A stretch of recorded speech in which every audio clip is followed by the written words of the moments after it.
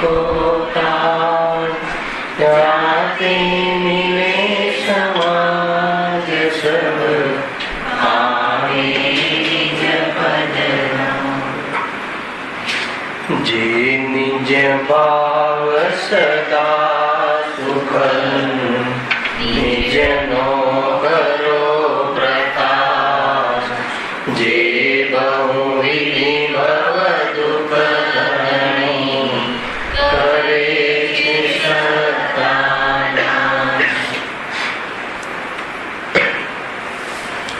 આ શ્રી મોક્ષ માર્ગ પ્રકાશક ગ્રંથ છે. આજે ત્રીજા અધ્યાયનો પ્રારંભ કરીએ છીએ. બે અધ્યાયની ચર્ચા વિશેષ થઈ. અંતિમ અધ્યાયમાં સંસાર રૂપી રોગનું નિદાન, કર્મના ઉદયમાં થતી જીવની કેવી અવસ્થાઓ જેને ઈમાનદારીથી અગર જો સમજી તો વૈરાગ્ય આવ્યા વગર રહે નહીં, એવી જાતિના વર્ણનની ચર્ચા આપણે કરી. હવે સંસારનું દુઃખ અને મોક્ષ સુખનું નિરૂપણ, સંસારની અવસ્થા તો બતાવી, પણ સંસારમાં થતા દુઃખોનું વર્ણન, એની મુખ્યતાથી આ અધિકારની ચર્ચા છે. દુઃખોના વર્ણનની શી જરૂર છે? દુઃખી તો છીએ. કોઈને પ્રશ્ન થતો હોય તો કહે છે કે તું દુઃખી છે, બરાબર છે, પરંતુ તને દુઃખના સ્વરૂપની ખબર નથી, એક દુઃખના કારણોની ખબર નથી. એટલે દુઃખના કારણને અન્ય માને છે અને તું જૂઠા ઉપાયો કરે છે. દુઃખના ખરેખર કારણ કોણ છે? જીવ એમ સમજે છે કે શરીરમાં રોગ થવો, ધનનું જતું રહેવું, બાહ્યમાં દરિદ્રતા હોવી આદિ દુઃખના કારણ છે. તો કહે છે કે છે જ નહીં દુઃખના કારણ. દુઃખના કારણની તેને ખબર નથી, અર્થાત અન્યથા માને છે દુઃખના કારણ, અને એને દૂર કરવાનો ઉપાય કરે છે, જૂઠા ઉપાય કરે છે. એટલે કહે છે કે તારે દુઃખનો અંત આવતો નથી. તો આ અધિકારમાં અમે તને સંસારના દુઃખોનું વર્ણન અને ખરેખર તું જે જૂઠા ઉપાય કરે છે એનું તને જ્ઞાન કરાવીશું, અને સાચો ઉપાય શું છે એની પણ ચર્ચા જેટલી અપેક્ષિત છે એટલી કરીશું.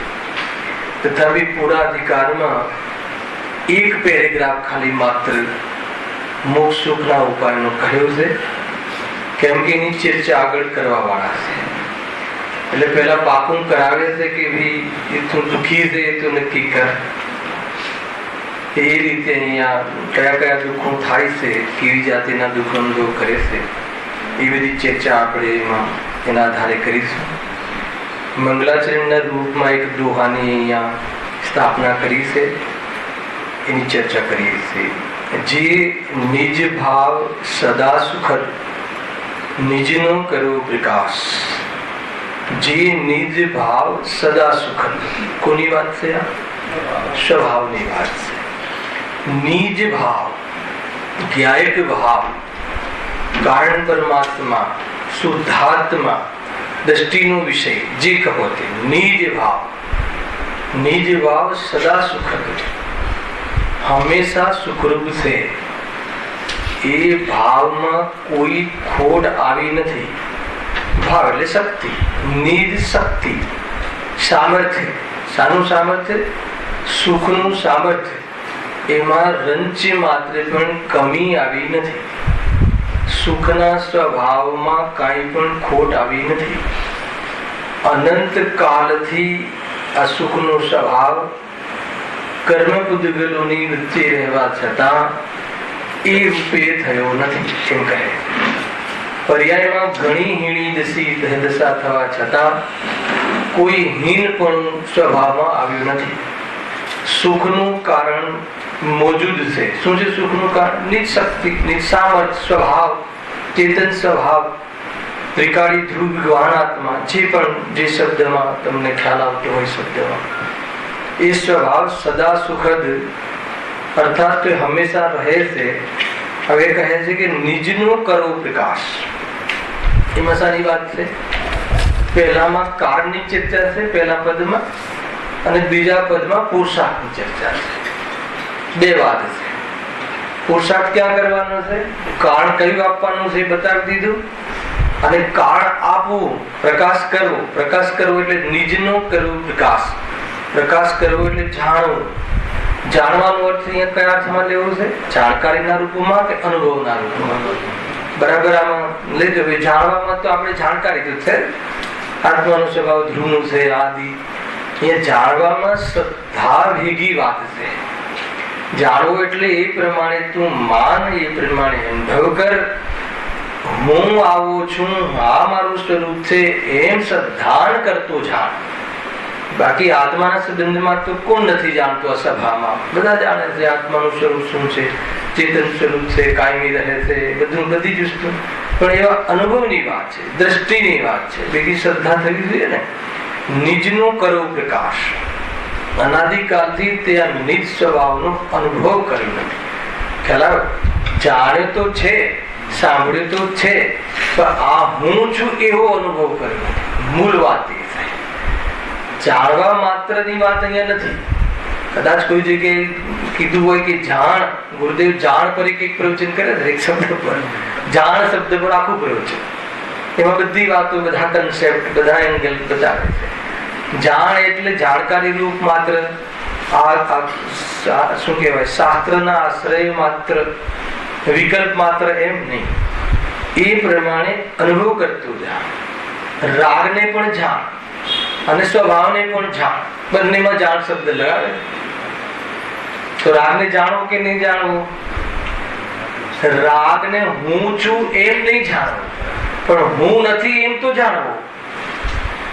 ખ્યાલ આવ્યો કે આ રીતે છે ને શ્રદ્ધાનમાં પરમાં પરાયાપન, સ્વમાં આપનાપન, એ રીતે શ્રદ્ધા ચાલે છે. પરને કેવી રીતે જાણવાનું છે, શરીરને કેવી રીતે જાણવાનું છે નીતિનભાઈ? આપણે કેવી રીતે જાણીએ છીએ? જાણવાનું કે નહીં? આપણે જાણીએ છીએ કે નહીં? ઘણા પ્રશ્નો મૂકો, ઘણો ખ્યાલ આવી જશે. દેહ આદિને જાણીએ છીએ કે નહીં? જાણીએ છીએ ને પ્રભુ. જળ છે, સ્પર્શ રસ ગંધ વર્ણ છે, બધું જાણીએ છીએ. નામકર્મના ઉદયથી રચના થાય છે. હમણાં તો ઘણી ચર્ચા કરી. અમે જાણીએ છીએ દેહને, તો કે એનું નામ જાણવું નથી. કેટલું અને કેવી રીતે જાણવું જરૂરી છે?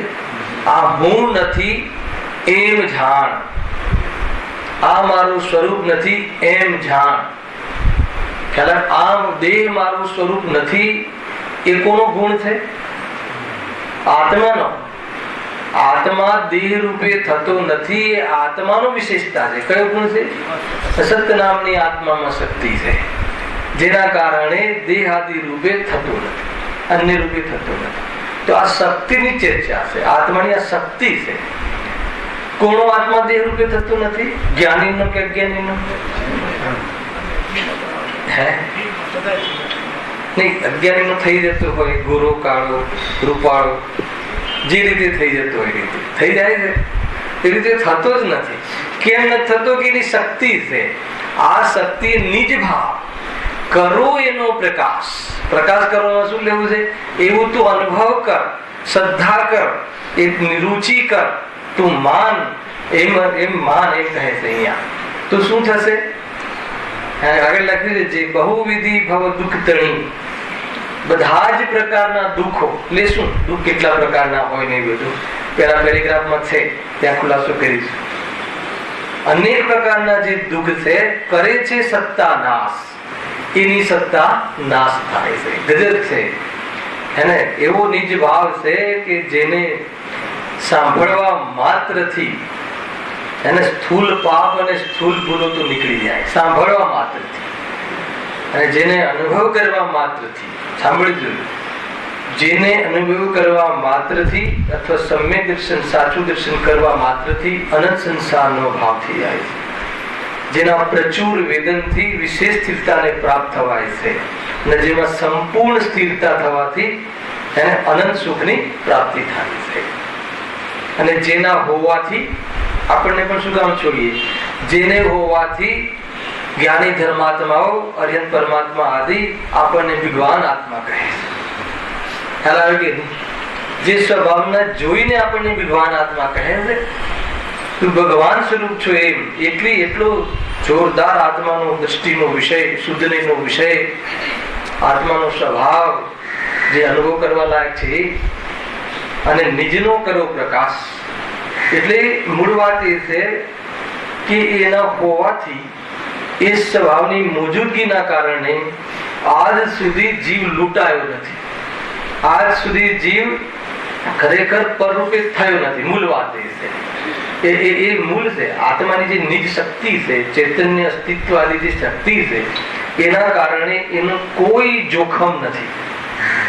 તો બધી કેમ લાભ થતો નથી? એનો અનુભવ કરતો નથી. એટલે જ્યાં એનો અનુભવ કરે છે ત્યાં જે તને જેટલા પણ તારા દુઃખના લિસ્ટ છે એ તમામ સમાપ્ત થઈ જાય છે. એના વગર સમાધાન નથી. અહીંયા કહે છે કોઈ સમાધાન નથી.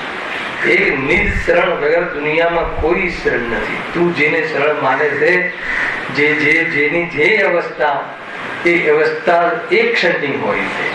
એટલે કહે છે કે શરણભૂત નથી. આગળ કહે છે જે બહુવિધિ દુઃખ તણી કરે છે સત્તા નાશ. સાની સત્તા નાશ કરે? કઈ સત્તા નાશ થાય? કોઈની સત્તા નાશ થાય કે નહીં? હે ને? કોઈ દ્રવ્યની સત્તા નાશ થાય કે ન થાય? તો આ કોની સત્તાની વાત છે? દુઃખની, ક્ષણિક દુઃખની, એની સત્તા નાશ થાય છે. એક ગજબ છે, એક કન્સેપ્ટ છે કે આત્માનો બે પ્રકારનો સ્વભાવ છે. એક ક્યારેય નહીં બદલવાનો સ્વભાવ અને નિરંતર બદલવાનો સ્વભાવ. પ્રકૃતિનો ઉપકાર જોજો.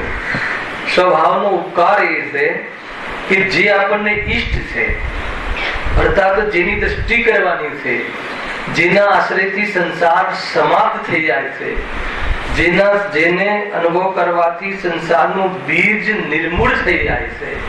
ખ્યાલ કે નહીં?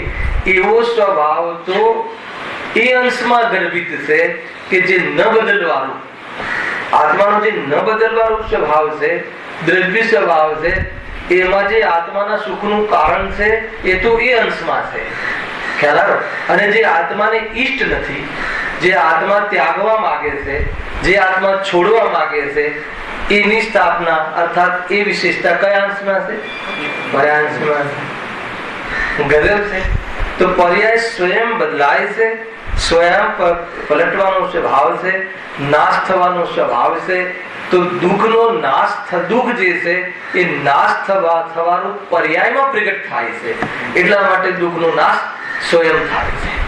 તો કોઈને પ્રશ્ન થાય કે જયારે દુઃખનો નાશ થાય જ છે તો કરવાનું કેમ કહો છો?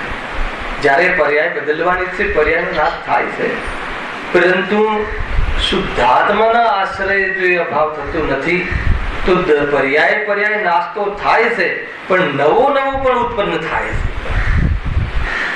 હલાલ કે નહીં? નવું દુઃખ પણ ઉત્પન્ન થાય છે ને.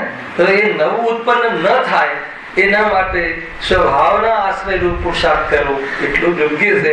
ખરેખર આપણા માટે આ બહુ ઊંચો સંદેશ છે કે જે તારે પ્રાપ્ત કરવું છે, જે આત્માના એવા અંશમાં બિરાજમાન છે કે જેનો ક્યારે અભાવ થતો નથી. અને તારે જેનો અભાવ કરવો છે એવા અંશમાં સ્થાપના છે, એની બિરાજમાન છે કે જેનો હર સમય નાશ થવા જ પેદા થાય. ખ્યાલ? એ તો સ્વરૂપમાં જાય તો સંતતિ છે, સંતતિ તોડવાની વાત છે. બાકી એવો કોઈ રોગ નથી અથવા એવો કોઈ રાગ નથી કે જે ક્ષણથી વધારે રહે. ક્ષણથી વધારે રહે એવો રાગ છે કે હર એક ક્ષણનો રાગ છે, પરંતુ સંતતિ જે છે સંતતિ તોડવાની છે. તો સંતતિનો જે કાર્યક્રમ સમાપ્ત કરવા માટે અનાદિ અનંત પ્રભુ છે એના આશ્રય થાય છે, એની ચર્ચા અહીંયા કરી છે. આ રીતે એક જ પેરેગ્રાફ, એક જ શું કહેવાય, એક ગાથામાં, શ્લોકમાં કે દોહામાં આખા અધિકારની વાત આપી દીધી છે. પૂરો જે આગળ શું વાત આવવાની છે એની વાત અહીંયા કરી છે. જો આગળ હવે એ સંસાર અવસ્થામાં નાના પ્રકારના દુઃખ છે તેનું વર્ણન કરીએ છીએ. એને દુઃખોના વર્ણનની વાત છે. મને બહુ વિચાર આવ્યો સવારે લીટી વાંચતો હતો કે દુઃખોનું વર્ણન શું કામ, દુઃખોનું વર્ણન શું કામ, સુખનું કેમ નહીં.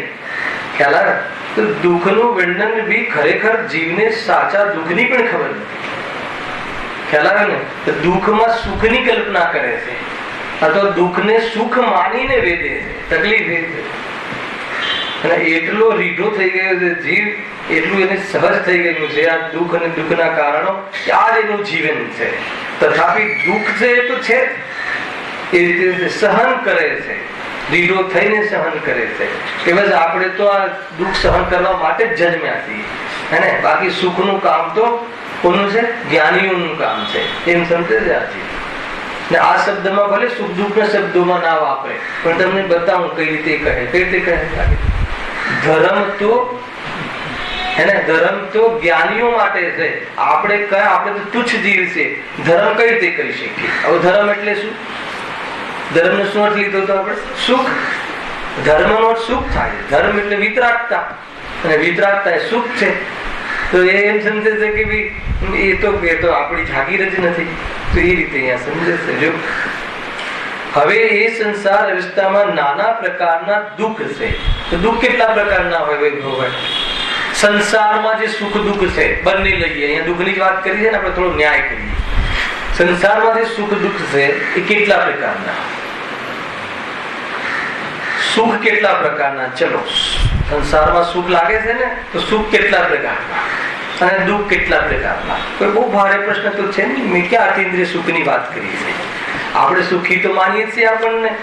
સુખ કેટલા પ્રકારના? ખરેખર જોવા જઈએ તો સંસારમાં પણ સુખ એક જ પ્રકારનું છે અને દુઃખ પણ એક જ પ્રકારનું છે. અને ખરેખર સામાન્ય રીતે જોઈએ તો નિરાકુરતા એ સુખનું લક્ષણ છે, આકુરતા દુઃખનું લક્ષણ છે. પણ સંસારમાં જેને સુખ કહે છે એને ઓછી આકુરતાને દુઃખ કહેવાનો નિયમ છે. તો એ જે અર્થાત તો કર્મ થિયરી બહુ ભણ્યા હમણાં. તો સાતા વેદની કર્મના ઉદયમાં જીવ જે હર્ષનો અનુભવ કરે છે હે ને, એને એ વાસ્તવમાં સુખાનુભૂતિ કરે છે. બંગલાની ઈચ્છા જો હોય અને બંગલો મળી જાય તો એ ઈચ્છાને અનુકૂળ બહારમાં વ્યવસ્થા થવી, તો એ સંબંધી ઈચ્છાનો અભાવ થવો, અર્થાત તો ઈચ્છાની સમાપ્તિ થઈ જવી, એ સંબંધી ઈચ્છા તો એટલી એને આકુરતા મટે છે અને અર્થાત પ્રસન્ન રહે છે. તો સાતાવેદની કર્મના ઉદયમાં એ બહારમાં એવી સામગ્રી મળતા એને બંગલાની સુખાનુભૂતિ કહે છે. લોકમાં આ રીતે છે, પગાર વધે તો સુખી થઈ જાય, શરીરમાં રોગ મટે તો સુખી થઈ જાય. તો ખરેખર સુખી થઈ જાય એ તો નિમિત્તની ઓરથી બહારના અનેક સામગ્રીની ઓરથી ભેદ કરવામાં આવે છે. પણ દરેક સુખાનુભૂતિ એ જે માને છે એમાં પણ સાતાવેદની કર્મનો ઉદય એક, અને એ સમયે જે પ્રસન્નતા, હર્ષ અને શાસ્ત્ર સંબંધી હર્ષ કે એ જે ચાહતો હતો એ અનુસાર બહારમાં વ્યવસ્થા થવી, તો ચાહતના અંશો ડાઉન થવા એટલે એને થોડીક આકૃતા ઓછી થાય છે. તો એને દુનિયાની અંદર, ખરેખર દુનિયાની અંદર એને સુખ કહેવાય છે. છતાં પણ ત્યાં અજ્ઞાની એવી ભૂલ કરે છે કે સુખ શામાંથી માને છે? સામગ્રી મળી એટલે કે કસાયની પૂર્તિ થઈ એટલે. બતાવો આ બંનેમાં થઈ કે નહીં કસાયની પૂર્તિ? કસાયની પૂર્તિ થઈ એટલે સુખ થયું કે સામગ્રી મળી એટલે સુખ થયું? બતાવો. કે પછી આ બંનેમાંથી કોઈ ઓપ્શન નથી? ત્રણ ઓપ્શન મૂક્યા. ખ્યાલ આવે કે નહીં? કસાયની પૂર્તિ થઈ, ચાહતો તો ને મળ્યું, બરાબર છે, અને મળ્યું, વસ્તુ મળી, સામગ્રી, તો સામગ્રી મળી એટલે સુખી થયો, કસાયની પૂર્તિ, ઈચ્છાની પૂર્તિ થઈ એટલે સુખી થયો, કે આ બંનેમાં એકે કારણ નથી, એ જે સુખી માને છે એ સુખી થવાનું? પણ બતાવો આ ત્રણ ઓપ્શન માંથી ટીક કરો. પેલું A B C. હે સી આવે? કસાયની પૂર્તિથી તો સુખ થાય નહીં, સામગ્રી તો સુખનું કારણ. બહુ ભણ્યા છે આપણે. ચલો આપણે થોડું ટેસ્ટ કરીએ. કેમ સામગ્રી સુખનું કારણ નહીં? બતાવો. 500 વાર કહી છે આ ચીજ મેં અહીંયા, એક વાર નહીં. મારી પાસે પ્રમાણ છે, ટેપ રેકોર્ડ છે. બતાવો નીતિન, કેમ સામગ્રી સુખનું કારણ નહીં? નિમિત્ત તમે અનુભવથી કહો, શાસ્ત્રના શબ્દો નથી જોઈતા, બહુ સાંભળ્યા. તમે શું રિયલાઇઝ કર્યું કે સામગ્રી પોતાને યુક્તિથી કહો, પોતાના જીવનથી કહો ને તું તો કહીશ કોઈ એક જણ કહો એમ લાગે કે નહીં બરાબર ચાલી ગઈ સભા. બતાવો હર્ષદભાઈ. હા બતાવો. એ બરાબર છે પણ કેવી રીતે? મતલબ એ પ્રૂવ કરીને બતાવો કે સામગ્રીમાં સુખ નથી. પ્રૂવ કરીને બતાવો. એક તો એ લોજિક છે જેની પાસે છે. બીજું તમે પોતાના જીવનથી બી લોજિકલ કે જે બંગલો તમને સુખાનુભૂતિ રૂપ લાગે છે એ જ બંગલો તમને આકુરતા રૂપ લાગે છે. ક્યારેક મેં પત્નીના બધા ઘણા ઉદાહરણ આપ્યા છે તમને. જે પત્ની આપણને અનુકૂળ લાગે છે એ તેના એની સાથે એનું જે વક્તવ્ય છે આપણા માટે જે બોલે છે એ આપણને બહુ અતિ સ્નેહરૂપ લાગતું હતું. કોઈક સમયમાં એ જ કથન એ જ બોલ આપણને આકરા લાગે છે. તો પત્ની એ શબ્દ એટલે સામગ્રી તો એની જ વસ્તુ તો, પરંતુ ક્યારેક એ વસ્તુમાં આપણને અનુકૂળ લાગે છે, ક્યારેક આપણે સુખાનુભૂતિ કરીએ છીએ અને ક્યારેક કંટાળો બોરિંગ થઈએ છીએ. કેમ?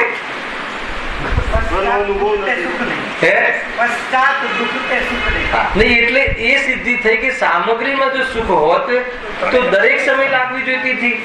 એ જ પત્ની જયારે પરણીને આપણે લાવ્યા ત્યારે એ જે આપણે હે સ્વામી કે જે કહેતી હોય એ વખતે આપણને સુખાનુભૂતિ થાય અને ક્યારેક કેટલાક વર્ષો જાય પછી કહે તો શું કહીએ આપણે બળબડ નહીં કર અને એક બાજુ બેસું થયું શું એ બતાવો. તો એ જ પત્નીને એ જ શબ્દ સામગ્રી વસ્તુ એની પરંતુ એમાં સુખ છે જ નહીં. એટલે સામગ્રીથી સુખ નથી એવા તો હજારો ઉદાહરણ પોતાના જીવનથી મળે. જે પોઝિશન બહારની, જે ઉદય, જે ધન સુખરૂપ લાગે ક્યારેક એ ધન આપણને આપત્તિજનક લાગે. એ જ ધન એનો અર્થ કે સામગ્રીમાં સુખ દુઃખ નું વસ્તુ છે નહીં. મૂળ વાત એ છે. અને કસાયમાં લક્ષ્ય નથી. નહીં, એ તો બરાબર ચંદ્રકાંત વાત તો એ જ છે. પણ મારે આપણને પ્રશ્ન મારો એ છે કે ભાઈ અહીંયા આપણે ક્યાંથી વાત થઈ કે સંસારની અંદર જે સુખ કહે છે એ કોને સુખ કહે છે? અર્થાત આપણે સુખ કોને કહીએ છીએ કે બહારમાં કોઈ ઈચ્છા અનુકૂળ સાતાવેદનીય કર્મના ઉદયમાં આપણી ઈચ્છાને અનુકૂળ બાહ્યમાં વ્યવસ્થાઓ મળવી એ સંબંધી આપણને પ્રસન્નતા હર્ષ થાય છે. એને સંસારી જન્મો અર્થાત સંસારમાં સુખ કહેવાની પદ્ધતિ છે. પેલા તમે શાસ્ત્ર પેલા શું વસ્તુ શું છે આપણે સુખી થયા ક્યારે કહીએ?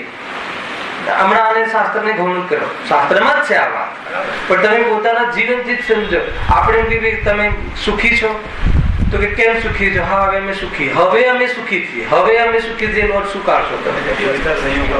હવે બરાબર થઈ ગયું. અને હું એ ઈચ્છતો હતો કે મારા દીકરાને એન્જિનિયરિંગમાં એડમિશન મળી જાય તો હવે એડમિશન મળી ગયું. પેલા રોગ મટવો જોઈતો હતો, રોગ મટી ગયો. બધું જ બરાબર છે. બહારમાં એક ફ્લેટની જરૂરત હતી એ પણ મળી ગયો. એનો આપણે મળી ગયો એને આપણે સુખના કારણો અર્થાત આપણે સુખનો અનુભવ કરીએ છીએ. એવું નહીં, આપણે સુખનો અનુભવ કરીએ. અને ખરેખર આચાર્ય કહે છે કે ત્યાં તો સુખનો અનુભવ કરે છે ને, અને ખરેખર એક પ્રકારથી સુખનો અનુભવ છે. તમે સમજો. પણ આપણે જે રીતે સુખનો અનુભવ કરીએ છીએ કઈ રીતે આપણે શું અનુભવ કરીએ છીએ કે સામગ્રી મળી ગઈ અને ઈચ્છાની પૂર્તિ થઈ એટલે આપણે સુખ થયું એમ માનીએ છીએ. ખ્યાલ આવે કે નહીં? તો પેલા એ બે રીઝન ખરેખર એનાથી સુખ થયું છે એ જે આપણે માનીએ છીએ એ તો કહે છે કે કેવી રીતે થાય? સામગ્રી તો ઘણી વાર આનાથી ડબલ થઈ જાય તો બી કંટાળા કરીએ છીએ. તો કે સામગ્રીથી નથી થઈ. તો અને ઈચ્છા તો સ્વયં આકુરતાજનક છે. તો થયું તું શું? એ વખતે ઈચ્છા રહી નહીં. સમજો, ત્યાં પણ કશાય મંદ પડી અર્થાત તો તીવ્ર કશાય ન રહી એનું સુખ હતું. એટલે સુખ તો કશાયના અભાવમાં જ પેદા થાય. એ સિદ્ધાંત છે. હાલાકી એ પોઈન્ટ પકડવાનો છે, પણ એ પોઈન્ટ ન પકડતા એ વિઝન ન આવતા એને એમ થયું કે મારી ઈચ્છાની પૂર્તિ થઈ અને આનાથી થઈ એટલે હવે નવી ઈચ્છાઓ થાય છે અને એની પૂર્તિ કરવાનો પ્રયાસ કરે છે. પરંતુ એ ઈચ્છાની પૂર્તિ રૂપ જે પ્રસંગ છે એ તો પૂર્વ કર્મના સાતા કર્મના ઉદયમાં એવી વ્યવસ્થા બને છે, પરંતુ અસાતા કર્મના ઉદયમાં એવું જોવા મળતું નથી. ખ્યાલ આવે છે કે નહીં? ઘણી વાર તો બહારનો ઉદય સળંગ એનો એ રહે મહેન્દ્રભાઈ, અને સાતા બદલાયા રાખે. અને આ બાજુ જીવ મોહને લઈને મોહ જેટલો તીવ્ર એટલો દુઃખી, અને મોહ જેટલો મંદ એટલો ઓછો દુઃખી. તો ઓછા દુઃખીને સંસારમાં સુખી કહેવાની પદ્ધતિ. ખ્યાલ આવે કે નહીં? સંસારમાં પણ આ કન્સેપ્ટ છે. ખ્યાલ આવે? ત્યાં પણ મોહ મંદ પડે છે, એને સુખ કહે છે. તો મોહના અભાવમાં સાચું સુખ કેમ પ્રગટ થાય? મારે એ બતાવો, મારે એ દિશામાં આખું. ખ્યાલ આવે ચંદ્રકાંત? એટલે તમે પોતાના જીવનથી આ તમે પ્રોસીડ કરો, આમાં પ્રયોગમાં આવવું જોઈએ. ખરેખર આપણને આપણા જીવનમાં કઈ પ્રકારના પ્રસન્નતાના પ્રસંગો, કઈ વખતે હસ થાય છે. અને દીકરો દોડતો દોડતો આવે કે પપ્પા આજે મારું પેકેજ જે 5 લાખનું કે 10 લાખનું થઈ ગયું. ખ્યાલ આવે કે નહીં? તો ખુશ થઈ જાય, પેંડા વેચે. અને આજે તો ખુશીના દિવસો છે. ગુરુદેવના શબ્દમાં તો શીરો બનાવીને ખાય. અને સીધી આ જ વાત, એ દિવસે ઘરમાં આજે શીરો બનાવો, એમ પાછું પહાડી આજે શીરો બનાવો. કેમ? એને આજે 10 લાખનું કામ થઈ ગયું, 5ની જગ્યાએ 10 લાખનું શેઠે પાસ કરી દીધા છે. તો પ્રશ્ન એ 10 લાખ આવ્યા એટલે. અને એ જ વખતે કોઈ એવો જીવ હોય કે એને અસાતાનો ઉદય ચાલતો હોય, એને એને મતલબ કે મોટા પપ્પા હોય ને પપ્પા હોય, તો મોટા પપ્પાને આકુરતા થાય, પેટ આકુરતા થાય. ઘણા કારણ છે. એક તો અસાતાનો ઉદય નિમિત્ત તરીકે, અને એને મોહ શું, મારા દીકરાને 10 ના મળ્યા, એને આ રીતે મળ્યા. એક કદાચિત એ છોકરા પર સ્નેહ હોય, એ ભત્રીજા પર, તો પણ શું કરે, 10 ના જ મળ્યા. આટલી બધી મહેનત કરે છે, કાળી મહેનત કરે છે, 15 નું મળવું જોઈતું હતું. ખ્યાલ ગજબ છે. એટલે બહારની એક જ પરિસ્થિતિમાં જીવ અનેક પ્રકારની, કોઈ દુઃખની અનુભૂતિ કરે, કોઈ સુખની અનુભૂતિ કરે. તો એ સુખ દુઃખની અનુભૂતિ જે છે એ કષાય અનુસાર સંયોગ જે છે ને ઉદય અનુસાર છે, અને દુઃખ હે ને એ કષાય અનુસાર છે. તો એની જે કષાય ઓછી હોય તો ઓછું દુઃખ થાય, કષાય વધારે હોય તો વધારે દુઃખ થાય. આ કઈ વાર મેં સિદ્ધાંતો અહીંયા કહ્યા છે. એટલે અહીંયા આપણે આપણો ચોર પકડવો જોઈએ. આપણો ચોર શું છે ને, આપણને બસ મળી ગયું નહીં, તને ખ્યાલ નથી, એ સંબંધી તારો વિકલ્પ ડાઉન થયો, કષાયના અંશ ડાઉન થયા, એટલે તને અંદરમાં સાતા લાગે છે. ખરેખર સાતા વેદની કર્મ તો નિમિત્ત છે, અને બહારની સામગ્રી તો પરદ્રવ્ય છે. એ તો સીધું સુખ દુઃખનું નિમિત્ત કારણ પણ નથી. કેમ? કેમ કે એ વસ્તુના રહેતા હું દુઃખી પણ થાઉં છું, અને એ વસ્તુના રહેતા હું સુખી પણ થાઉં છું. એટલે એ વસ્તુ સુખ દુઃખનું કારણ નિમિત્ત કારણ પણ નથી. તો નિમિત્ત કારણ કોણ? કે એ વખતે સાતાનો ઉદય હોય. ખ્યાલ આવે કે નહીં? અને આ બાજુ જીવની કષાય મંદ હોય, સમજમાં આવે છે? તો એ વખતે ઓછી આકુરતા થાય છે. ખ્યાલ આવે છે? પરંતુ એ વખતે મિથ્યાત્વ પણ ચાલે છે. કે શું ચાલે છે? કે મને તો આ ચીજ મળી ગઈ એટલે સુખી થઈ ગયો. તો હવે શું કરે છે? એ કસાય ઓછી થઈ, એનાથી સુખનું કારણ છે, એ સુખ થયું છે, એ જો એ દિશામાં જો જાય તો કસાય સંપૂર્ણ કેવી રીતે મટે એ જઈને શ્રી ગુરુને પૂછે. કે નહીં? અને જો એ દિશામાં ચાલ્યો જાય કે આ સામગ્રી મળી એટલે સુખી થયો, તો આ સામગ્રી ક્યાંથી મળે એ શોધે. તો દુનિયામાં કઈ એવા ગુરુ મળી જાય ગલીના કે ચલ તને આ સામગ્રી માટે ઘણા જંતર મંતર છે, ચાલ. તો એ દિશામાં જાય. હાલ આવે છે કે નહીં? યાર છે એક જ પોઈન્ટ. જો આટલો પોઈન્ટ સમજી જાય ને તો નિજનો કરો પ્રકાશ. નિજ શક્તિ ત્યાં છે. જો તારી શક્તિ કશાય રહિત, કશાયના અભાવ કરવાની શક્તિ છે, કશાય રૂપ ન થવું એ તારો સ્વભાવ છે, અને એ હર સમય હર પર્યાયમાં કશાય જે મંદ પડી જાય છે એ નોંધ કે મટી પણ શકે છે. તો એ પ્રમાણેની તને પદ્ધતિ છે, તું તૈયાર થા. આ પ્રોસેસ ખ્યાલમાં આવે કે નહીં ભાઈ? આજ થાય જ આપણી સાથે. એને થોડું મતલબ ડોલર ઊંચો થઈ જાય અને પેમેન્ટ બરાબર આવી જાય તો બસ આવી તો મજા પડી ગઈ છે. સરકારનું જે થવું એ થાય. આપણે ત્યાં તો બરાબર થાય દિલીપભાઈ, પૈસા આવી ગયા. હવે એ શું માને સુખાનુભૂતિ અનુભવ કરે છે, પણ એ ખરેખર અચાય સુખ છે કે નહીં? સુખ જે સુખ થયું એ સુખ છે કે નહીં? અનેક અપેક્ષાઓ છે. ખરેખર જોવામાં આવે તો એનો જે સ્વભાવ છે, સુખી સુખનો સ્વભાવ, શાંતિનો સ્વભાવ તો શાંતિમાંથી જ આવે, પરંતુ એનું જે જોડાણ જે છે ને એ શાંતિ કશાય સાથે મેળવીને કરે છે. એટલે વાસ્તવમાં એ શાંતિ નથી, પ્લસ આત્માના આધારે થવા વાળી શાંતિ નથી પ્રીતિ. એ તો સહજ પર્યાયની અંદર, ગર્ભિત શુદ્ધતાની અંદર એવી પ્રકારની કશાયના મંદ પડીને તીવ્ર કશાયના ભાવરૂપ સ્વભાવનું વર્તું બને છે. પરંતુ એમાં વેદ જ્ઞાન કરીને પકડતો નથી, એટલે કામ થતું નથી. પકડાઈ દીધું હોય. મતલબ કે આત્માનો જે વિતરાગ સ્વભાવ છે ને, આમ પેટીમાં પેક નથી. આત્માનો જે જ્ઞાન સ્વભાવ છે પેટીમાં પેક નથી. હર સમય એનું પ્રતિનિધિત્વ કરતી પરિણતિ ખીલતી હોય છે, પરંતુ એના પકડમાં નથી આવતું. એટલે કહે છે કે અનુભૂતિ સ્વરૂપ ભગવાન આત્મા અનુભવમાં આવી રહ્યો છે. આ વેદાઈ રહ્યો છે, જણાઈ રહ્યો છે, જાણી રહ્યો છે. અનુભવ એટલે જ્ઞાન લેવું છે. ત્યાં આ જ્ઞાન થઈ રહ્યું છે ને, એ આત્મા છે, હે ને, એ અનુભવાઈ રહ્યો છે. પણ એ જ્ઞાનમાં ગે ઝલકે છે, પર ગે તો એ ગે સાથે સંધિ કરી લે છે અને એનું લક્ષ્ય કરીને પાપ પરિણતિ કરે છે. અને એ પ્રમાણે એનો અવસર જે હર સમયનો જે પ્રગટ અવસર છે એ પણ છોડી દે છે. ત્રિકાલ અવસર તો હર સમય મોજૂદ રહે છે. આ વિરાટીની નાની મોમેન્ટો છે, તમે સમવિચાર કરજો. હું એમ નથી કહેતો કે આપણને શાંતિ થાય છે, કોઈ અતિન્દ્રિય સુખ છે, એ અર્થમાં નથી.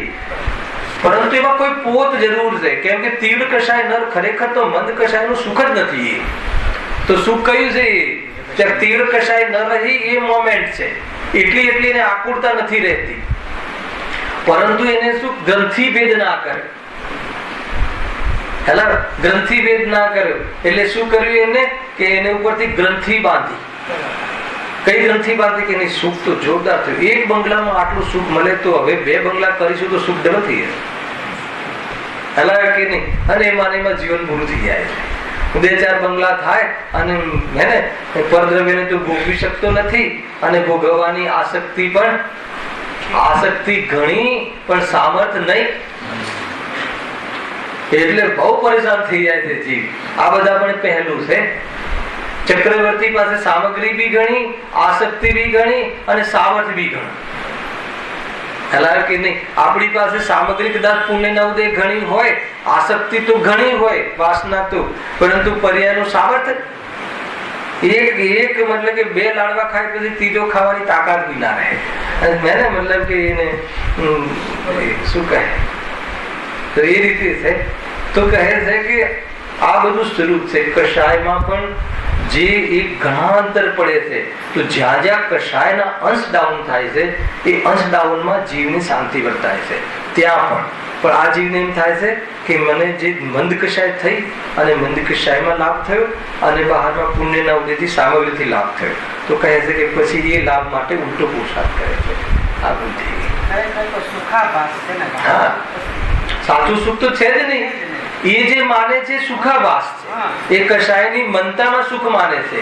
એ જે સામગ્રીમાં સુખ માને છે એ તો સુખનો આભાસ છે. પણ ત્યાં પણ જે આકુરતા ઘટી છે, શાસ્ત્રમાં છે, મોક્ષમાં પ્રકાશકમાં, કે ત્યાં પણ જે આકુરતા ઘટી છે એ સામગ્રીને લઈને નહીં, એ કષાયની મનતાને લઈને નહીં, પરંતુ જે કષાય રહી નહીં તીવ્ર એને લઈને આકુરતા ઘટી છે.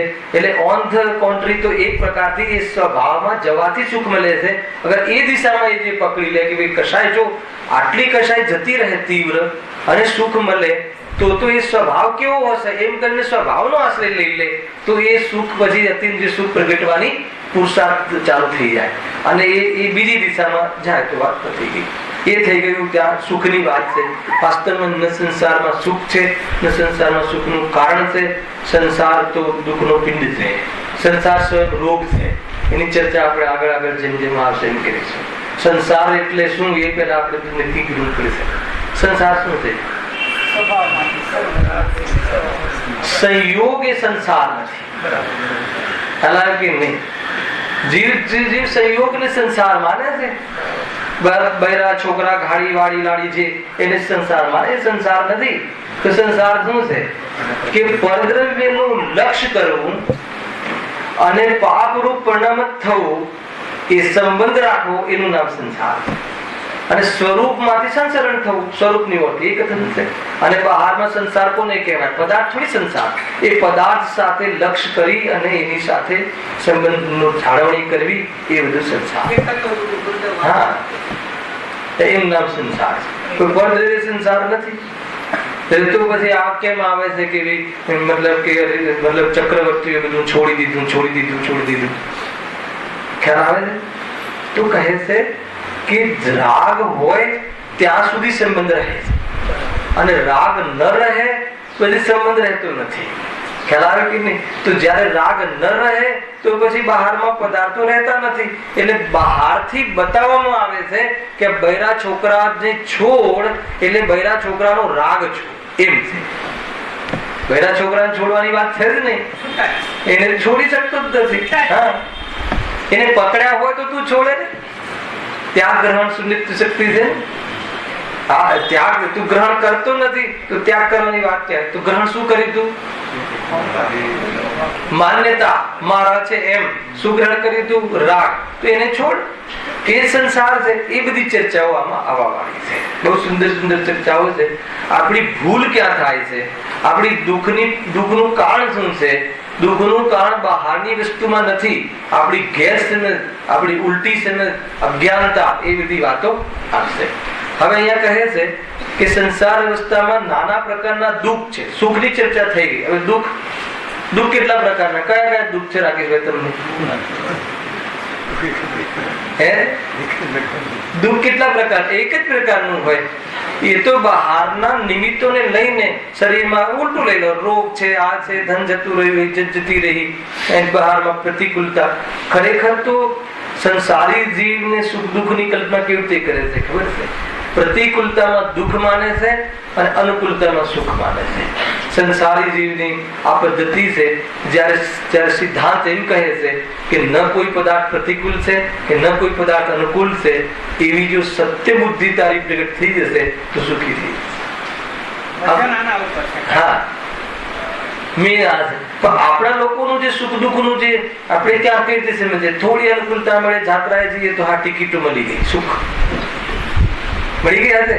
હા, મળી ગઈ સુખ. ટિકિટો મળી ગઈ તો અડધા બીજા ડબ્બામાં આવે છે, તરત દુઃખ. ખબર નહીં આનો સુખ દુઃખ બી કેવા પ્રકારના કલ્પનામાં જ છે ને. ઘડીમાં એ રીતે છે, ઘડીમાં એ રીતે છે. સિનેમામાં થાય છે, થઈ રહ્યું. હા, નિરંતર થાય છે આવું બધું. તરત જ દુઃખી થઈ ગયું હતી, દુઃખી થઈ ગયા ને. તો અહીંયા કહે છે કે એવું છે નહીં, ન કોઈ પદાર્થ અનુકૂળ છે, ન કોઈ પદાર્થ પ્રતિકૂળ છે, પરદ્રવ્ય છે. અને એ તારા જ્ઞાનમાં ઝલકવાનું માત્ર જ્ઞેય છે. અને એ ઝલકવાનું જ્ઞેય છે એ તો કથન માત્ર છે. જાણવાની શક્તિ તારી છે અને જાણવાનો સ્વભાવ તારો છે, કરવાનો સ્વભાવ નથી. ખ્યાલ આવ્યો ને? એ રીતે પોતાનો સ્વભાવનું અપનત્વ જાગૃત થઈ જાય તો કહે છે કે તાત્કાલિક તને નિરાકુરતા થાય. હર પોઝિશનમાં કોઈ બી ઘટના આ સ્વરૂપ છે. બરાબર છે? એટલે આપણને આપણામાંથી જ શોધવાનું. સુખ કઈ બહાર નથી. ખ્યાલ આવે કે નહીં? અને દુઃખ પણ કઈ બહાર નથી. ત્યાં ને ત્યાં સમજવાનું છે. દુઃખ માત્ર એક સમયની પર્યાયમાં ગેરસમજથી છે અને ગેરસમજની જગ્યામાં સુખ છે. તમે સમજ? ત્રિકાલ સુખ તો ઊંચું છે જ, પણ એ ગેરસમજ મટી તો ત્યાં ને ત્યાં સુખ છે. બીજું ક્યાંથી દુઃખ અને સુખ નું ક્યાં છે? એ રીતે છે. સુખી થવા માટે પસીનો પાડી દે છે, કહે છે કે અહીંયા સુખી થવાનો એક પ્રયાસ જ નથી.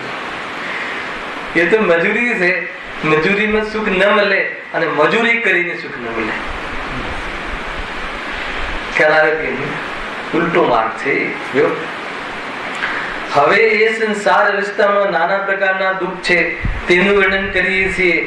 કારણ કે જો બીજું લોજિક, કારણ કે જો સંસારમાં પણ સુખ હોત તો સંસારથી છૂટવાનો ઉપાય શા માટે કરીએ? આ બીજું લોજિક.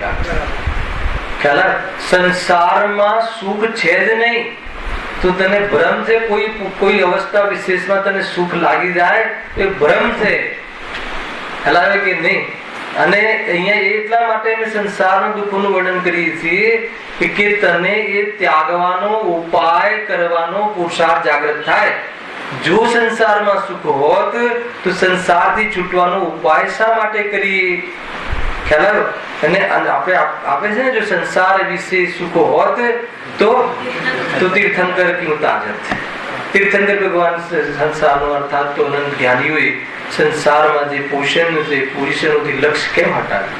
કેમ કે કોઈ પણ પોઝિશનમાં, કોઈ પણ પદમાં, કોઈ પણ લૌકિક પદમાં, કોઈ પણ બહારના કર્મ ઉદયમાં થવા વાળી અનેક પુણ્યમાં મોટામાં મોટી પરિસ્થિતિમાં પણ સુખ હોત તો એવી પરિસ્થિતિ તીર્થંકરોને ક્યાં નહોતી, એવી પરિસ્થિતિઓ બહારના ચક્રવર્તી આદિને ક્યાં નહોતી.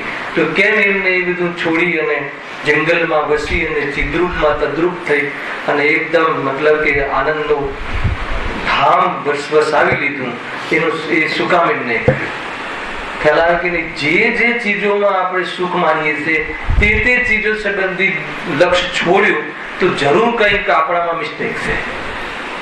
ખ્યાલ આવે કે નહીં? જે ચીજોમાં આપણે સુખ માની રહ્યા છીએ તે ચીજોમાં તે પરિસ્થિતિઓનું લક્ષ્ય છોડ્યું જ્ઞાનીઓએ અને સ્વરૂપનું લક્ષ્ય કર્યું તો જરૂર કાંઈ આપણે ભૂલ થઈ રહી છે કે આપણે સુખ માટે કોઈ બીજી દિશામાં પ્રયાસ કરી રહ્યા છે. એમ અહીંયા કહેવું જો આ સંસારમાં અનેક પ્રકારના દુઃખ છે. અનેક પ્રકાર, હવે ખ્યાલ આવી ગયો, દુઃખ તો એક જ પ્રકારનું છે પણ અનેક પ્રકારના. એટલા માટે છે ને કે કર્મજનિત દુઃખ ને ગતિજનિત દુઃખ ને 4 ગતિઓમાં અલગ અલગ પ્રકારના મનજનિત દુઃખ. દુઃખ તો એક જ પ્રકારનું છે પણ એમાં નિમિત્ત શું બન્યું એ નિમિત્તની મુખ્યતાથી એ દુઃખોમાં અલગ અલગ સમજમાં આવે એટલા માટે એને ભેદ કરીને કહેવામાં આવે છે.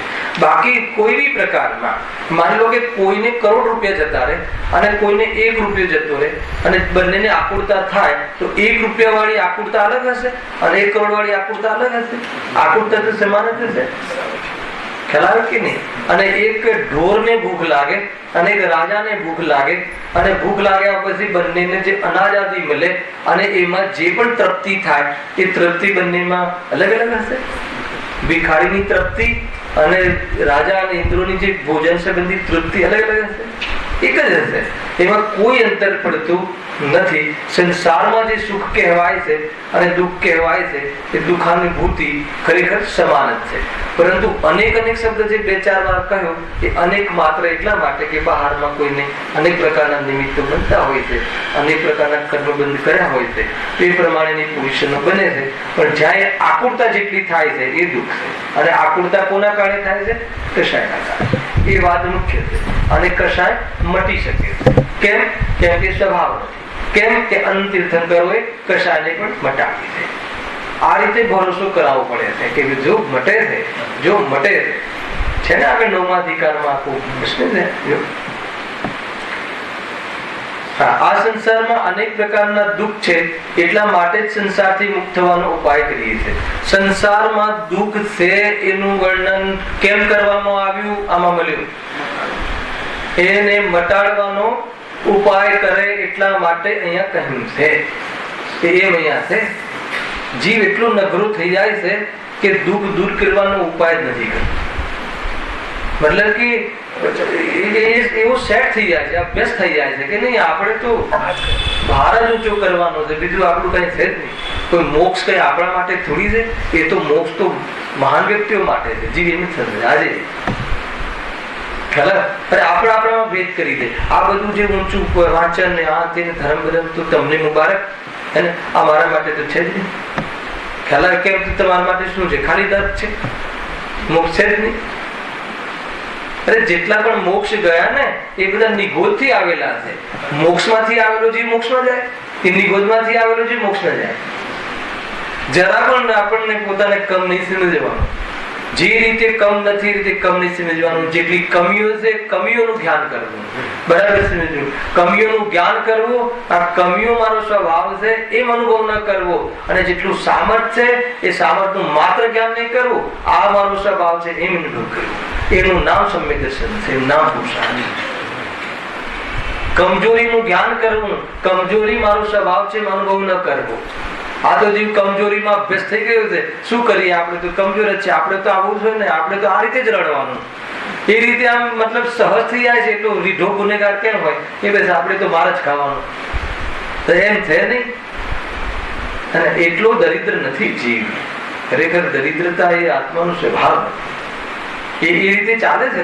અત્યારે આપણે બસ સહજ થઈ ગયા. જે પણ કામ કરી રહ્યા છે સહજ થઈ ગયા કે આપણને ફાવી ગયું. ક્યાં ફાવી ગયું? બરાબર ફાવી ગયું છે. બસ આજ વૈતરું કરવું, મરી જવું, પાછું વૈતરું કરવું, ફાવી ગયું. પ્રેક્ટિસ છે. એવી પ્રેક્ટિસ છે કે હવે પ્રેક્ટિસ એટલી સહજ થઈ ગઈ છે કે બસ ઈઝી લાગે. Take it easy. અને ખરેખર ખતરનાક વાત તો એ છે કે એમાં એને સુખ લાગે છે. મૂળ વાત એટલા માટે આ દુઃખોનું વર્ણનની ચર્ચા છે. એનું સુખ લાગે, એક એક દુઃખનું વર્ણન કરશે. કદાચ આપણે એને સુખ ન માનતા હોઈએ એ જોવાનું. ભલે સુખ માનતો ના હોય, ભલે એ દુઃખ માનતો ના હોય, પણ વેદન તો દુઃખનું જ થશે ને. કોઈ માણસ અગ્નિને બરફ સમજીને સેવન કરે તો અનુભવમાં તો જેવી વસ્તુઓ એવી જ થશે ને. અગ્નિનું સેવન કરે બરફ સમજીને, પણ બળશે કે ઠંડક થશે? પરંતુ શ્રદ્ધા એટલું મોટું કામ કરે છે, ભલે 100 વાર બળે, પરંતુ આમાંથી ઠંડક આવશે એટલી શ્રદ્ધાથી એ નિરંતર અગ્નિમાં રહે છે. શ્રદ્ધા એટલી મોટું જોરદાર. એટલા માટે ગુરુદેવે શ્રદ્ધા ફેરવવાની વાત પહેલા કરી કે પહેલા તું તારી દ્રષ્ટિ ફેરવ. દ્રષ્ટિ નહીં ફેરવે તો નહીં થાય કામ. શ્રદ્ધા બહુ મોટું પ્રકરણ થાય. જો આપણી શ્રદ્ધા ના હોત ને, ધનમાંથી સુખ નથી મળતું એવું, ધનમાંથી સુખ મળે છે એવી જો શ્રદ્ધા ના હોત ને, તો દુકાને ના જાય. ખ્યાલ આવે કે? હવે બીજો પ્રશ્ન નહીં લાવતા, જ્ઞાની પણ જાય છે ને, એ પછી વાત કરીશું. ખ્યાલ આવે કે નહીં? આપણે પૂરી શ્રદ્ધાથી જઈએ છીએ. ખરેખર શ્રદ્ધા વગર કાર્ય નથી થતું બહારમાં જે આપણે પૂરું મન લગાવીને કામ કરીએ છીએ બિઝનેસમાં, એ કઈ એની પાછળ શું કામ કરી રહી? શ્રદ્ધા. ઉલટી શ્રદ્ધા. શું શ્રદ્ધા છે કે નહીં, આ મને સુખના કારણ થાય એટલે ત્યાં વળગી રહ્યા છે, નહીં તો નહીં વળગે. હવે એમાંથી સુખી થવાય છે કે નહીં, તો પણ દુઃખી તો થાય, પણ નહીં. કોઈક વાર થવાશે. ઘણા થઈ ગયા છે. કોણ થઈ ગયા છે? તીર્થંકરો થઈ ગયા છે સુખી. એટલા માટે આ પ્રમાણ આપવામાં આવે છે કે જો તીર્થંકરો આ બધામાં સુખ ન લાગ્યું, સ્વરૂપમાં રહીને સુખી થવાય છે, એને તું રહી શકે છે. ખબર નહીં કઈ શ્રદ્ધાથી આપણે કામ કરી રહ્યા છીએ કે બહારમાં સુખ મળે છે. એક વ્યક્તિ તો બતાવો કે તેનાથી સુખી થઈ ગયું. એટલે પોતે જેવું વિચાર્યું છે પોતાની કલ્પના પ્રમાણે, એ પ્રમાણે બહાર જોવે છે. પછી એ વ્યક્તિ પાસે જઈને પૂછે કે ભાઈ તમે સુખી છો, તો એક વાર ના કહે, દુઃખના લિસ્ટ બતાવે. હે હા, બધી ગોળીઓ બતાવે.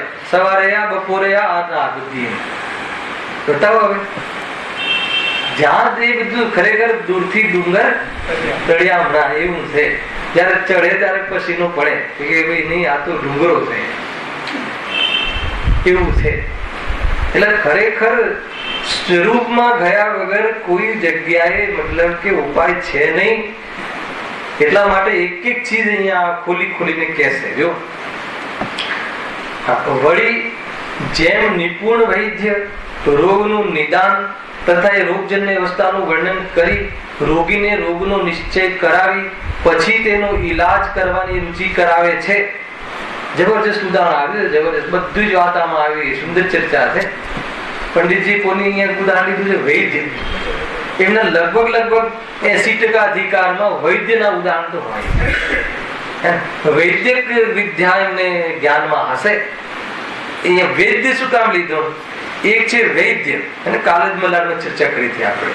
એક હોય છે વૈદ્ય અને એક હોય છે ડોક્ટર, વર્તમાન ચિકિત્સા, અને એક આપણી પ્રાચીન ચિકિત્સા જે છે એમાં શું અંતર છે?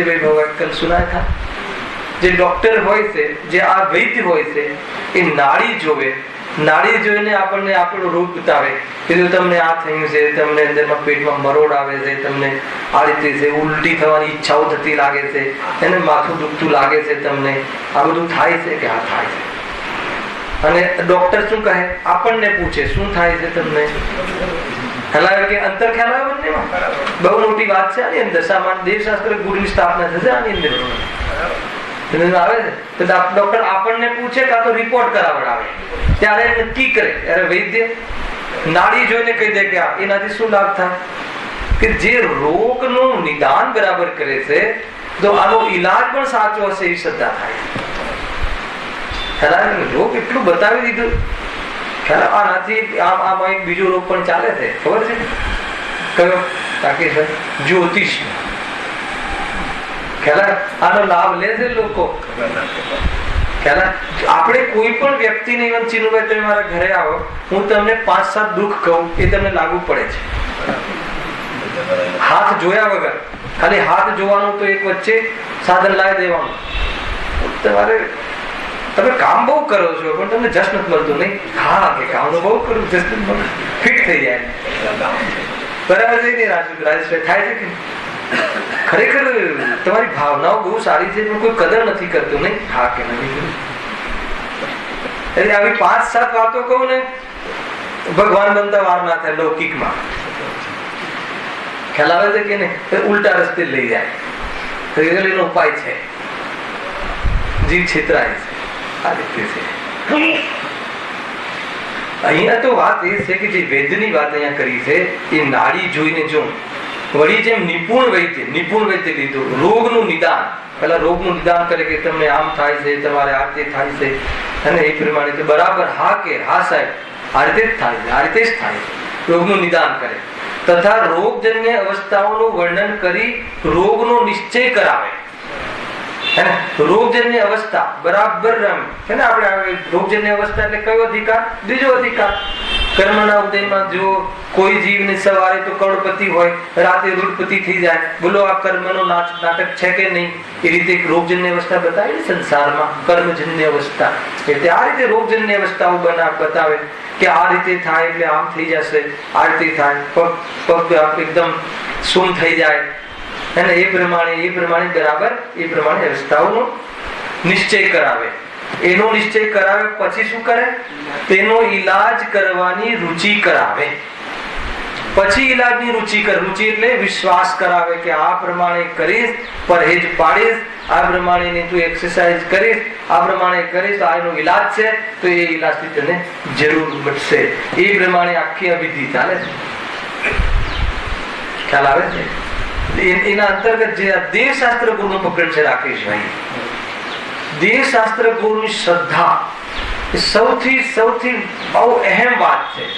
આ લક્ષણ જો ના હોય, જે આપણે માર્ગમાં જઈએ છીએ એ માર્ગ બતાવનારી ગાઈડ પર વિશ્વાસ ના હોય, એનું શ્રદ્ધાન ના હોય તો એ કાર્ય નહીં થાય. બહુ મોટો વિષય છે. આપણે 9મા અધિકારમાં ત્યાં ખુલશે, ચાલવાનું છે. બહુ જોરદાર વિષય. જે સુગુરુ છે, જે દેવશાસ્ત્ર ગુરુ છે, એ સ્વયં આપણા દેવ, આપણા ગુરુ, એ સ્વયં આ માર્ગે ચાલ્યા છે. આ માર્ગે ચાલી અને આપણને બતાવે. જે બતાવે છે એ હિતકારી છે. પેલા તો એટલો ભરોસો હોવો જોઈએ. વિતરાગ માર્ગ હિતકારી છે એ શ્રદ્ધાન હોવું જોઈએ. આત્માની શ્રદ્ધાની વાત નથી, સમ્યક વાત નથી. સમ્યક ના પૂર્વમાં વિતરાગ માર્ગમાં સુખ છે. અને જે બતાવી રહ્યા છે, કોણ બતાવી રહ્યું છે? સ્વયં ચાલે છે, સ્વયં એ પ્રમાણે અનુભવ કરે છે, એ બતાવે છે. ખ્યાલ આવ્યો? માનો કે આપણે વૈદ્યનો વિશ્વાસ કઈ રીતે કરીએ? વૈદ્યનો વિશ્વાસ બતાવો. પેલા આપણે ડોક્ટર પર જરા ખુલાસો કરીએ. 2 રીતે. એક તો એની ડિગ્રી જોઈએ, બીજું એ લાલચી છે કે નહીં. 2 વસ્તુ જોઈએ. 2 વસ્તુ જોઈએ ને કે ભાઈ ડોક્ટર પાસે જવું છે, પેલા ડિગ્રી ક્યાંથી કરી છે, કઈ છે, ફોરેનર રિટર્ન છે કે નહીં, આનો માં સર્જન છે કે નહીં, તો એનો અર્થ શું કે એનું જ્ઞાન છે કે નહીં. એનું જ્ઞાન હોય તો યોગ્ય નિદાન કરશે. એટલા માટે જ્ઞાન હોવું જરૂરી છે. બરાબર છે? બીજું પછી કોઈ કે જ્ઞાન તો છે પણ બહુ લાલચી છે. લાલચી હોય તો શું કરે? પછી રવાડી ચડાવી દે. એક સિટિંગ ની જરૂર હોય દાંતની, પરંતુ 5 સિટિંગ માં બોલાયા રાખે. 5 ગુણ્યા 500 2500. લાલચ થઈ કે ના થઈ? અને અત્યારના આપણે વેપારી બધા જોરદાર છે. તું 5 સિટિંગ નહીં કર, 2500 એક સાથે લઈ લે, પરંતુ ઈલાજ કર, અમને 5 નો સમય ના ચાલે છે ને. આ બધું ગોટાળા તો કહે છે કે એ જે લાલચી હોય, લાલચ હોય, તો એ યોગ્ય નિદાન નહીં કરે. તો એટલા માટે એ 2 જો અવગુણ હોય, લાલચી હોય અને જ્ઞાન ઓછું હોય અથવા જ્ઞાન ના હોય, તો એ ડોક્ટરને આપણી શ્રદ્ધા કામ કરે. એ શ્રદ્ધા ત્યાં થતી નથી. પણ એ ભણેલો છે અને ખરેખર લાલચી નથી. એની ફી સિવાય એને જરા પણ લાલચ નથી. લૌકિકની વાત. હવે આપણે જે વૈદ્ય છે, આપણા વૈદ્યમાં 2 ગુણ છે કે નહીં? એક વિતરાગતા, એક સર્વજ્ઞતા. વિતરાગતા છે એટલે મારું અહિત કરવાનો ભાવ આવે જ નહીં. લાલચ છે નહીં મારી પાસે કોઈ, એટલા માટે એક તો એ થઈ ગઈ. બીજું શું છે? સર્વજ્ઞ છે એટલે પણ કોઈ માર્ગ બતાવવામાં ભૂલ નહીં કરે, કેમ કે બધું જાણે છે. કેવી પ્રકારના દુઃખો હોય છે એ બધી એમને ખબર છે. એટલા માટે એ વૈદ્યની વાત કરી. હવે એવા વૈદ્ય આપણને દુઃખ અર્થાત તો એ રોગ બતાવે, રોગનું વર્ણન કરે અને ઈલાજની રુચિ કરાવે. એ છે એટલે દેવશાસ્ત્ર ગુરુનો બહુ મોટો રોલ છે આત્મકલ્યાણમાં.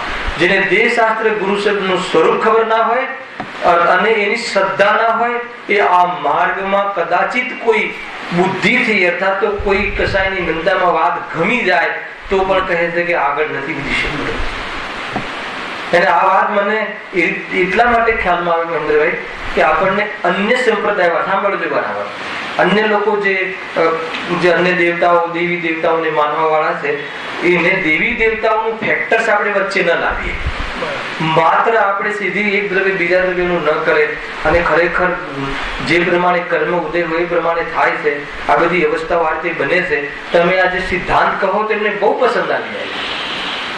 અને જો રાગ ના હોય, જો તને તારા દીકરા પ્રત્યે દ્વેષ ના હોય, રાગ ના હોય તો તને દુઃખ ન થાય. જો પડોશીનો દીકરો પડી જાય છે તો તને દુઃખ થાય છે કે ના સાહેબ? ને તારો દીકરો પડી જાય છે તો કેમ દુઃખ થાય છે? કે તે તારો માને છે એટલે ને, કે પડી ગયો એટલે, કે મેં મારું માન્યું એટલે. આ વાત તક ચોટે છે. બરાબર છે? એનો અર્થ એ થયો કે વિતરાગતામાં સુખ છે અને આ વિતરાગતા બતાવે એ જ સાચા ગુરુ હોય. આટલી વાત કરીએ એને, પણ પછી જેવી સભા આપણી પતે અને પછી કે ભાઈ હવે શું પ્રોગ્રામ છે, કે મારે ગણપતિ લેવા જવું છે. ખ્યાલ આવે કે નહીં? ગણપતિ બુકિંગ કરાવવું છે, મૂર્તિ બુકિંગ કરાવી. શું થયું? તો જે શ્રદ્ધા છે એ કઈ શ્રદ્ધા છે? આભાસ છે, એ માત્ર બુદ્ધિમાં એને ખબર પડી છે, સ્વીકાર આવે છે કે નહીં? તો એ સ્ટેજમાં આપણે છીએ કે નહીં જોવા માટે અમે તેમને ઉદાહરણ આપ્યું. કેમ કે આ તો પ્રેક્ટિકલ છે. ઘણા મિત્રો મળે છે તો આપણે થોડી શું વાંચો છો સાહેબ એમ પૂછે તો આપણે એને આ બધું બતાવીએ, અભ્યાસ કરીએ છીએ. બહુ ગમાડે, બહુ ચર્ચા કરે, પણ છતાં એની એટલી એને જે દેવ, અરે મેં કીધું કે પછી એ દેવનું માનવાનું શું અર્થ? જે પ્રયોજનની સિદ્ધિ તો થતી નથી અને આપણે કોઈને પ્રસન્ન તો કરી શકવાની માર્ગ જ નથી, કોઈ પ્રસન્ન થતું જ નથી, તો પછી એ દેવની સેવા કરવાનો શું અર્થ?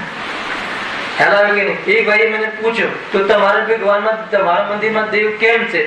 મારા મંદિરમાં જે દેવ છે ને એ દેવ અમને એનાથી માર્ગદર્શન મળે છે અને આપણે એને જોઈને આપણે માર્ગ ના ભૂલી જઈએ ને એટલે જઈએ છીએ. પણ એમને પ્રસન્ન કરવાની પદ્ધતિ અમારે ત્યાં નથી, અને હોય તો બંધ કરી દેજો. ખ્યાલ આવે કે નહીં?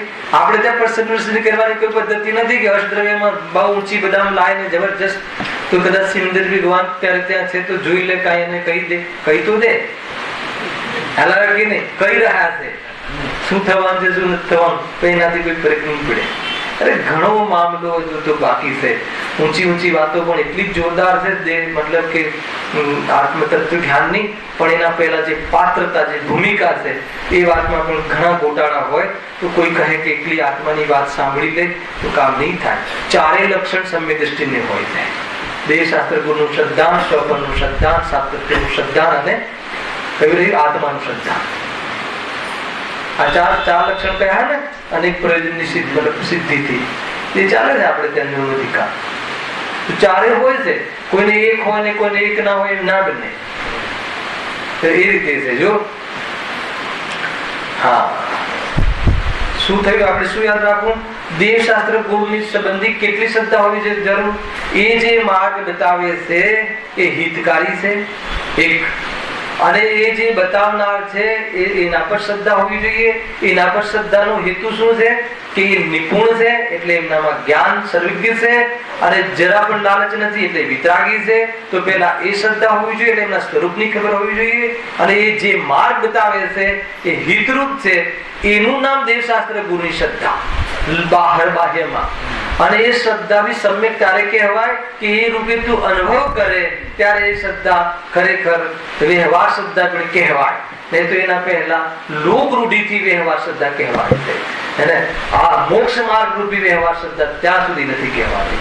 એ રીતે લોક રૂઢિથી કહેવાય કે એવી શ્રદ્ધા છે અમને. અમે કુદે કુ, એ પણ કુદે કુ ગુરુ કુશાસ્ત્રની શ્રદ્ધા ન હોય તો એને લોક રૂઢિથી પણ શ્રદ્ધા કહેવાય. અર્થાત કુદે કુ ગુરુ કુશાસ્ત્રની શ્રદ્ધા ન હોવી એટલે શું? એટલે શું બતાવો ચીનુભાઈ, તમે બહુ સાંભળ્યું છે મારી સાથે. આ કુદે કુ ગુરુ કુશાસ્ત્રની શ્રદ્ધા ન હોવી એટલે શું? એટલે કે ગ્રહિત મિથ્યાત્વનો અભાવ અથવા અગ્રહિત મિથ્યાત્વની પુષ્ટિ ન કરવી, એનું નામ ગ્રહિત મિથ્યાત્વનો અભાવ, એનું નામ કુદેવ કુગુરુ કુશાસ્ત્રની શ્રદ્ધા ન રહેવી. એનો અર્થ કે સાચા દેવશાસ્ત્ર ગુરુની શ્રદ્ધા થવી. આવી શ્રદ્ધા તો સામાન્ય રૂપથી દરેક મતલબ જૈની જીવને હોવી જોઈએ. આટલી બધી વાતો છે. ગમે એટલી આત્માની ઊંચી વાત સાંભળતો હોય અને પેટમાં દુખે અને દોરો બંધાવાનો ભાવ આવ્યો તો કહે છે કે સમજમાં નથી આવતું, તને કોઈ રીતે કહેતા રહું. એ તો ઠીક છે, કોઈ જ્ઞાન વિશેષ હોય તો એમાં શું છે, કોઈને ગણિત જોરદાર હોય, કોઈનું ભૂગોળ જોરદાર હોય, કોઈનો ઇતિહાસ જોરદાર હોય, કોઈનું સમયસાર જોરદાર હોય, બહુ મોટી વાત. કોઈનો કરનારો જોરદાર હોય. બુદ્ધિમાં તો એટલી બુદ્ધિ તો અત્યારે આમે માતાના પેટમાં બાળક જયારે બુદ્ધિ શીખીને આવે છે વિષય, તો બહુ મોટી વાત નથી. વિષય શીખવાની વાત નથી, એનું પ્રયોજન છે આત્મકલ્યાણ માટે. આત્મામાં જવા પહેલા આત્મા કેવો છે જાણવું જરૂરી છે, પરંતુ એમાં સમર્પણ એની શ્રદ્ધા ના આવે ત્યાં સુધી કોઈ કાર્ય થતું નથી.